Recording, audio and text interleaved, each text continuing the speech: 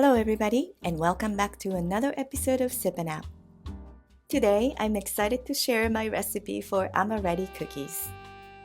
Unlike the soft and chewy versions you might be used to, these cookies are light, airy, and perfectly crunchy all the way through.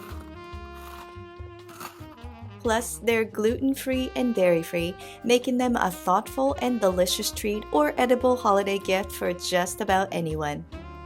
So let's head into the kitchen and get started. We'll begin by preheating the oven to 325 degrees Fahrenheit. After separating the egg yolks and whites, measure out the rest of the ingredients.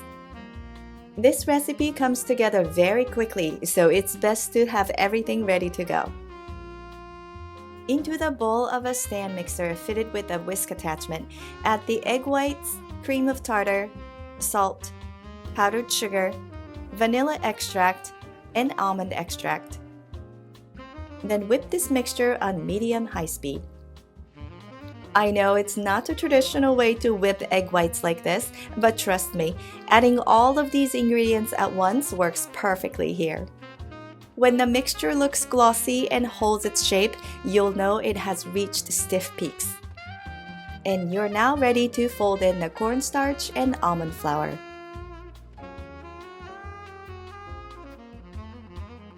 Take your time to ensure everything is evenly incorporated while keeping the batter light and airy.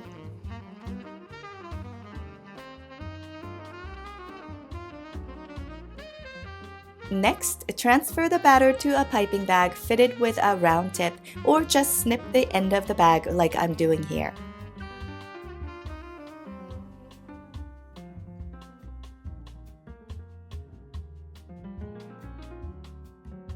Then pipe small mounds onto a parchment-lined baking sheet, leaving a little space between each one.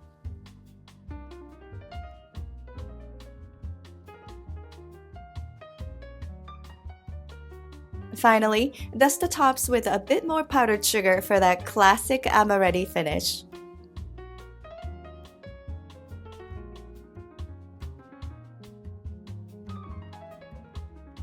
We're now ready to bake the cookies in the preheated oven for 25 to 30 minutes.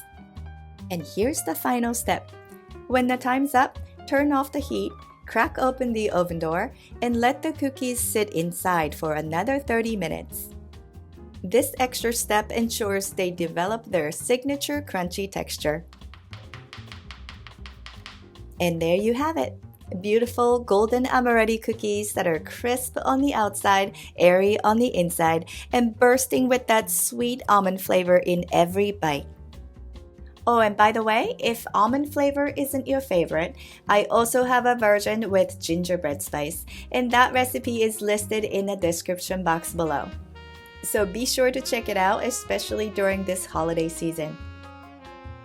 And speaking of holiday baking, if you're sharing them with someone special, I recommend wrapping each one in pre-cut tissue paper before placing them in a gift box or cookie tin.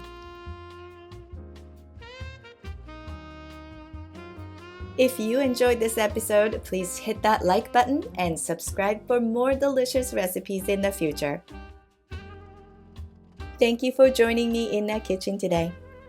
Happy baking and cheers!